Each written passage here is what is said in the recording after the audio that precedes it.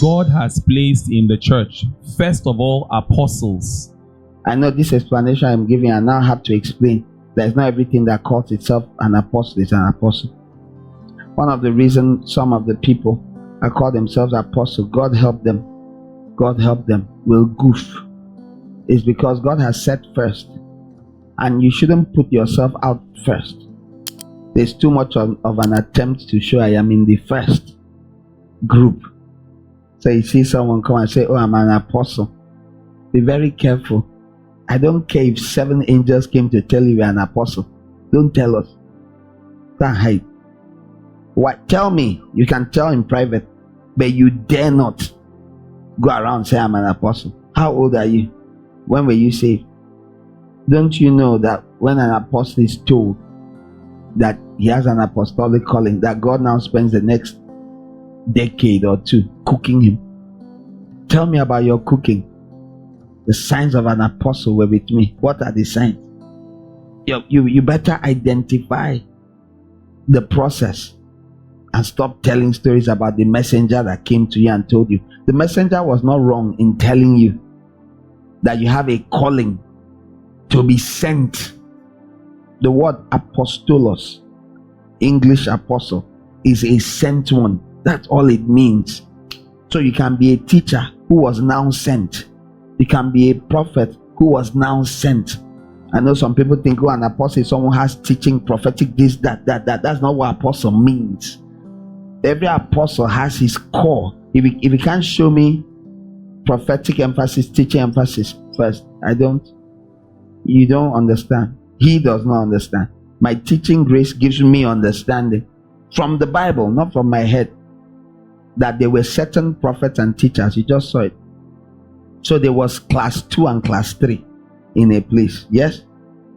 And then class 1 came out of them. It's like saying God has said first in secondary school, SS3. Sorry, government has said first SS3. And then SS2, then SS1. Are you understanding? That's why it is apostles, then prophets, then teachers. He's showing you something. And all of us know that SS3 come out of SS2. Then here you're on, you just jump from primary school straight to SS3. Better mind yourself. Even if your father is the principal, you fail waye. You grow up through the ranks, okay? You grow into it. So God looks at a prophet or a teacher and at some point says, come, I want you to go, and gives them equipment to break ground. Groundbreaking equipment. Typically an angelic escort who breaks spaces that have not been broken through before. The grace on an apostle, this is the specific aspect that makes it apostolic. To break through. Now if you think the breakthrough is just, hey, I'm here, apostle, hey, come on. No. They have a grace within them to be very tough, to endure the hard work of breaking through. That's why Paul's stories, they are beating him. He's going through nasty things. You would have turned and gone back home. But the apostle has been shaped to go on. Do what you're doing. Face your side, be growing. Don't worry. When the phone call comes, you get it. Not saying you can't do something. Make sure you're living obedient, submitted, obedient like this. Do what God leads you to do. But when the day comes, I'm amused because of all of you that think, your life is settled in a direction. That's the amusement, right? Where do you get these ideas from? If you're dealing with God, Moses, I don't care that you're 80 years. Life is just beginning. Purpose started at 80. How? Some of you, you're so young. You're already thinking, my own is finished. You're a clown. Comedy is what you do. I decide. Your own is finished. What is finished? You're still learning to write the first 3 alphabets of your name in the books of God. Don't worry, it's not finished. Whatever you're thinking, you're just starting. Or maybe that's the problem. It's not you just starting. God is just starting. Let me say it well. God is just starting. So you are almost like a bystander who is called to cooperate once in a while.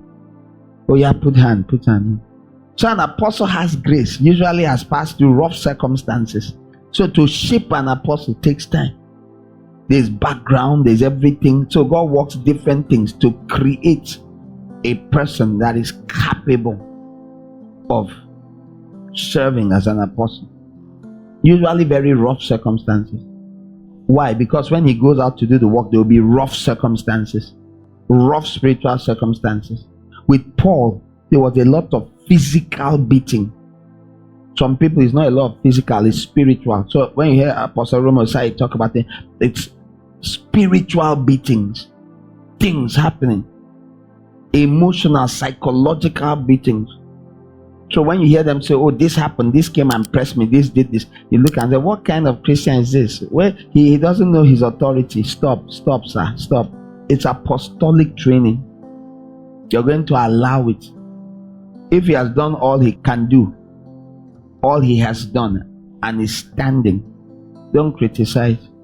So all those things, you're wondering, me, I don't experience such things though. Maybe I know the feeling. Teachers tend to think like that because they don't go through. Well, that's why God has placed first. Why are they first? Because they go through very rugged, painful, wild things too.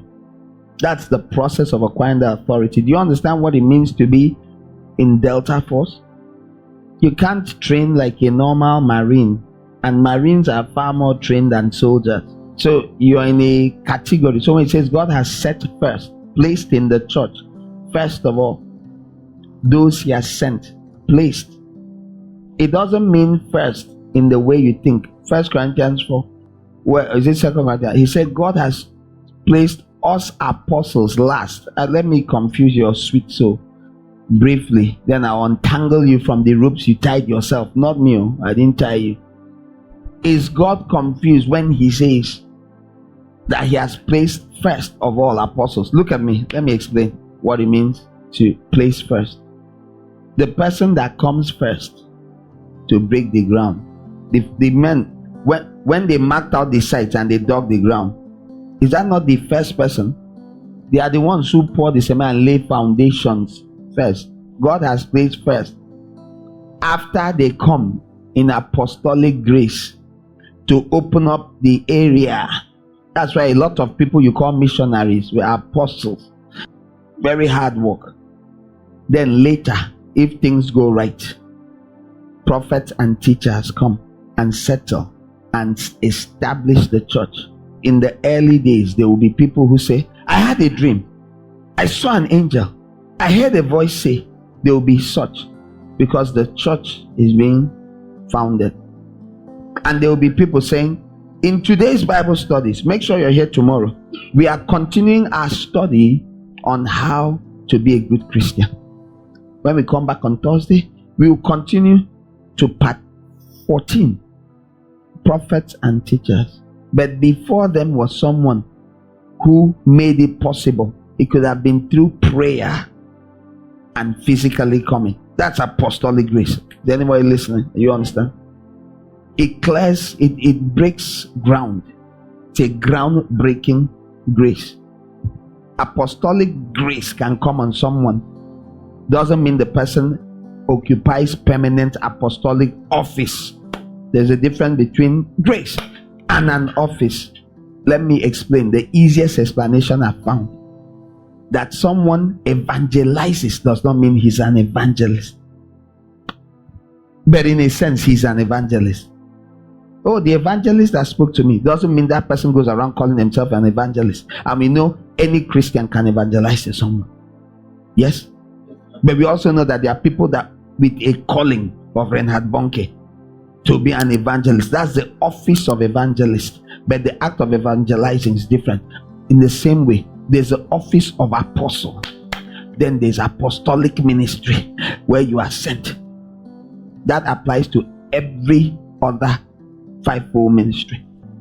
There is teaching office and there's teaching. Faithful men who can teach others. 2 Timothy 2. Faithful men should teach others. Should be able to teach others.